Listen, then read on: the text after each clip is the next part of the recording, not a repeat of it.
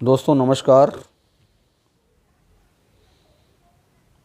मैं Narendra Vajpayee motivational speaker होने के साथ मैं एक राइटर भी हूँ, लेखक भी हूँ। अभी कुछ महीने पहले अगस्त में मेरी पुस्तक मनुष्य दुखी क्यों प्रकाशित हुई है, जो अमेज़न में ऑनलाइन उपलब्ध है।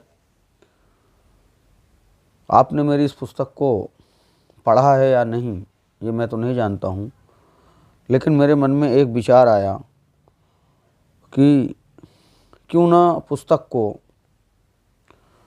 यूट्यूब में ऑडियो बुक के रूप में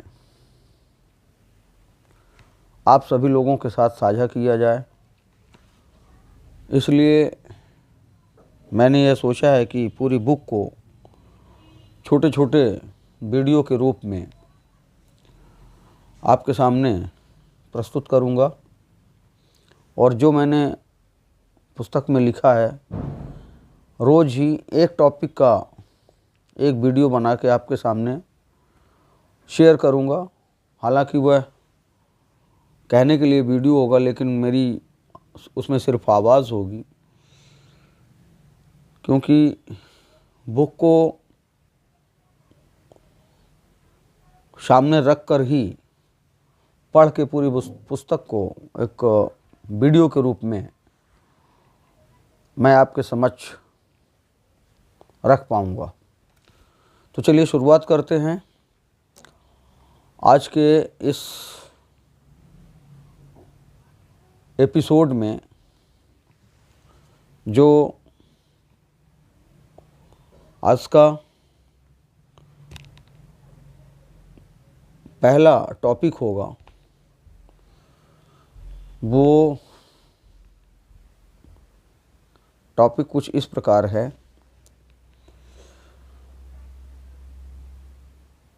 विचारों का संतुलन आवश्यक। आज हम इस टॉपिक पर आपके सामने अपनी बात रखूँगा। हो सकता है मेरी इस कोशिश से आपके जीवन को नई दिशा मिले और आपको स्वयं में कुछ परिवर्तन करने की सहायता भी प्राप्त हो। तो चलिए शुरू करते हैं। विचारों का संतुलन आवश्यक। तो मित्रों, ईश्वर ने मनुष्य की रचना ही इस प्रकार की है कि कोई भी मनुष्य बिना विचार के जीवन में एक पल भी नहीं रह सकता। मानव मस्तिष्क की रचना ही ऐसी है कि सोते समय भी विचार चलते रहते हैं। शायद इसीलिए मनुष्य को सपने आते हैं। मनुष्य का जीवन विचारों की श्रृंखला है। हमारे विचारों की शक्ति ही जीवन के प्रवाह को चलायमान रखती है। मनुष्य का कोई भी कर्म उसके विचारों की तरंगों का ही परिणाम होता है। इसलिए मित्रों, जैसा हम सोचते हैं, अर्थात मनुष्य जैसा सोचता है वैसा ही करता है, और धीरे धीरे वैसे ही निर्मित होता चला जाता है। हमारा संपूर्ण जीवन हमारी सोच के द्वारा ही निर्मित होता है, और हमारी सोच का निर्माण विचारों के चिंतन के द्वारा होता है। हम जिस विचार के बारे में ज़्यादा चिंतन करने लगते हैं वही विचार हमारी सोच में परिवर्तित हो जाता है, और सोच का परिणाम हमारे कर्म बन जाते हैं, और कर्म हमारा जीवन बन जाता है। अथवा ऐसा भी कह सकते हैं कि कर्म का परिणाम हमारे जीवन का निर्माण करते हैं। इसलिए श्री रामचरितमानस में तुलसीदास जी ने कहा है कि कर्म प्रधान विश्व रचि राखा, जो जस करें सो तस फल चाखा। मित्रों, इसका अर्थ तो यही हुआ कि हम जैसा कर्म करते हैं वैसा ही फल चखते हैं। इसलिए संसार में कर्म की प्रधानता है। लेकिन अब सवाल यह पैदा होता है कि आखिर अच्छी सोच का निर्माण कैसे हो। तो दोस्तों, इस सवाल के जवाब में मेरी धारणा यह है कि अच्छी सोच के निर्माण के लिए हमें अच्छे विचारों को बल देना होगा। वैसे तो मानव मस्तिष्क में अच्छे बुरे विचार दोनों चलते रहते हैं, लेकिन हम अधिकतर बुरे विचारों को ही बल देते हैं, जिससे हमारी सोच नकारात्मक होती जाती है और हम बुरे बनते चले जाते हैं। मित्रों, यह मनुष्य के साथ बहुत बड़ी समस्या है कि मनुष्य बुरे विचारों को ज़्यादा बल देता है, उसके बारे में ज़्यादा चिंतन करता है। उसका परिणाम यह होता है कि मनुष्य का जीवन नकारात्मक होता चला जाता है, हमारा कर्म बुरा बनता चला जाता है, जिससे हमारा जीवन बुरा होता चला जाता है। इसलिए हमें बुरे विचारों के ऊपर चिंतन करने से बचना होगा। हालांकि हम बुरे विचारों को आने से रोक नहीं सकते, क्योंकि यह प्रकृति की अपनी व्यवस्था है। प्रकृति में प्रत्येक चीज़ विरोधाभासी है, लेकिन हम इतना अवश्य कर सकते हैं कि बुरे विचारों को बल देने के बजाय अच्छे विचारों का चिंतन करें, जिससे हमारे मस्तिष्क में अच्छी सोच का निर्माण हो सके। यहाँ मैं दावे के साथ कह सकता हूँ कि संसार में अधिकतर लोग अच्छा बनने के लिए बुरे विचारों को ही आने से रोकने की कोशिश में जुट जाते हैं। बुरे विचारों को नियंत्रित करने के लिए तरह तरह के योग, जप और ध्यान करते हैं, लेकिन अंततः हार जाते हैं, क्योंकि हम जिस चीज़ से लड़ते हैं उसी चीज़ से हार जाते हैं। यह मन का सिद्धांत होता है। मित्रों, ऐसा इसलिए होता है कि मन बुराई से लड़ते लड़ते स्वयं बुरा हो जाता है। यह एक मनोवैज्ञानिक कारण। वैसे भी बुराई से लड़ने की कोशिश प्रकृति से लड़ने जैसा है। हमें प्रकृति से लड़ना नहीं, बल्कि तालमेल बनाना होगा।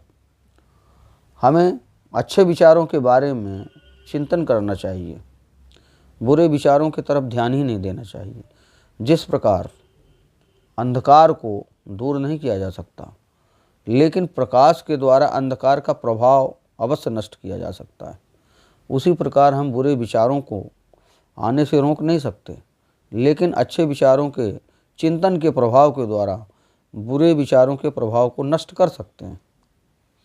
अब सवाल यह उठता है कि अच्छे विचार क्या हैं और बुरे विचार क्या हैं। ये प्रत्येक मनुष्य की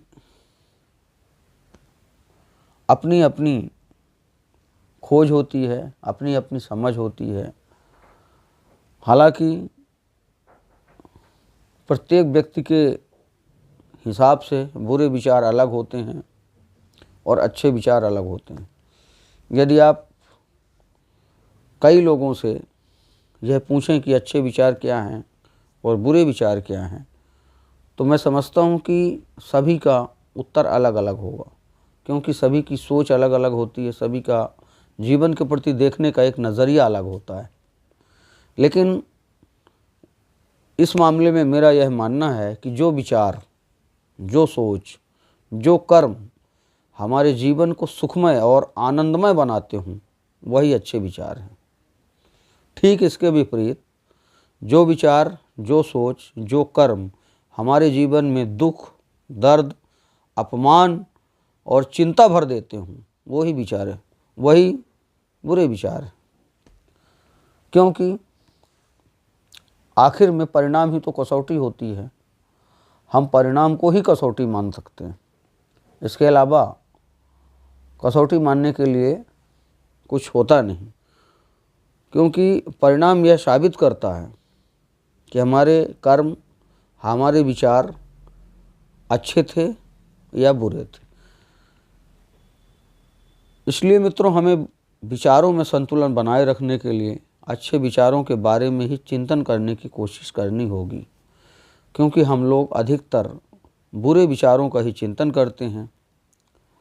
इसलिए यदि आप चाहते हैं कि आपका जीवन आनंद से सराबोर हो, तो सही को चुनना होगा और गलत को छोड़ना होगा। आज का ये वीडियो यहीं पे समाप्त होता है। कल फिर मैं एक नए टॉपिक के साथ आपके सामने उपस्थित होऊंगा।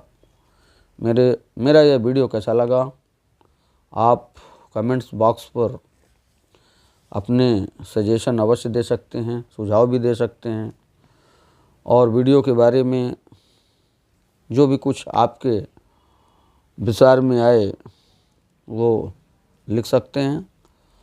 और मेरे साथ लगातार बने रहने के लिए, मेरी इस पुस्तक को लगातार सुनने के लिए मेरे चैनल को आप सब्सक्राइब कर सकते हैं, मेरे साथ बने रह सकते हैं, और